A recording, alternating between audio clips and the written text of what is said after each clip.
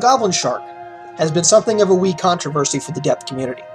Its status as a meme shark, combined with the way the entire shark fight fiasco went down both during and immediately after the event, along with the spitballing of ideas the devs had over what role the shark was going to fill, made the Goblin Shark a bit of a mess before its release. Since the Shark Fight event, digital confectioners kept relatively mum about the shark's development, and most of the community was prepared for a holiday-ish release of said shark, along with a mediocre result. Instead, the devs surprised us both by releasing the shark a full month early, leaving the most hopeful expectations. As for how the shark turns out, is what we're going to be exploring in this video. The Goblin Shark, or simply called the Gobbo, as I'll be calling it from here on out, is really a very unique shark, mechanically speaking. It may borrow statistics and other mechanics from other sharks, but blended together makes for a truly unique experience. Its ability is Terrify, which causes a hallucination of another Goblin Shark that recklessly charges towards the divers. The clone made doesn't deal any damage, doesn't break down any walls, or destroy diver deployables. It can take a fair amount of damage, however, and proves as a fairly neat distraction before you and your teammate close in for the kill. What makes Terrify work when it does is because of how humans inherently react to things. Similar to my video about habit loops, the clone becomes a false cue to trigger an action from the divers, which can lead them into an unadvantageous position when the real assault begins. That's at least how that works in theory.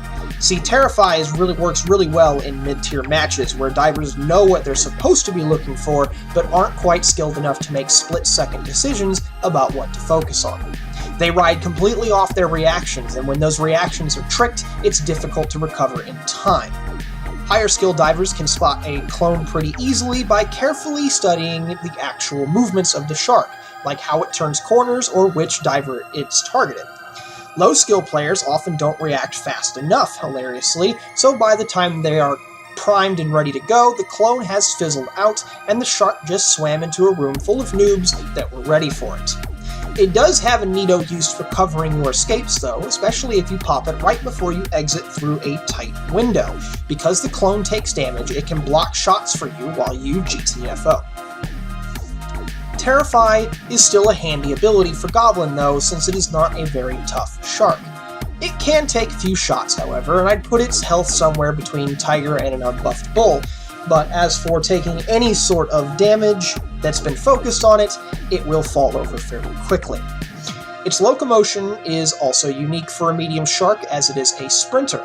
Its lunge cost is insanely high, while its dart cost is next to nothing.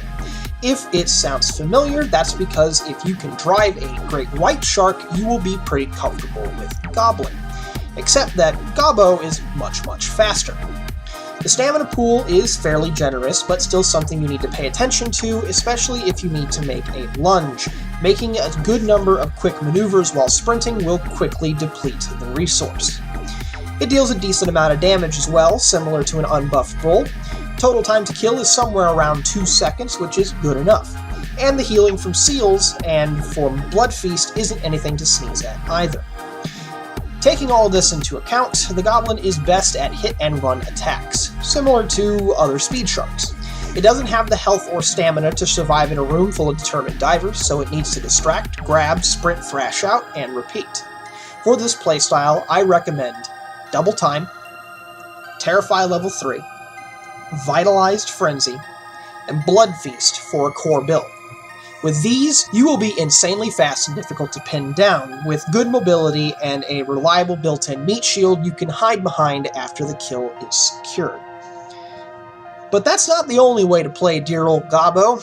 Some intrepid shark players have discovered what I'm calling the Mimic Vat build, named so after the infamous Magic the Gathering card.